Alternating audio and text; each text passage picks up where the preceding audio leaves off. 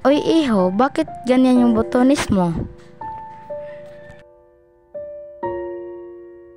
Oh, ano ba yan? Sino ba yung nag-aasikaso sa'yo? Wala ba yung mama mo?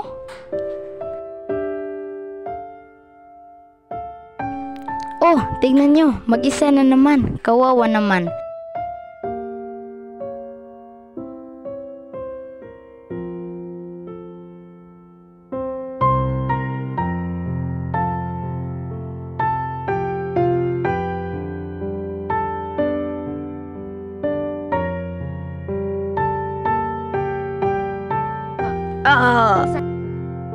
Kunin natin to!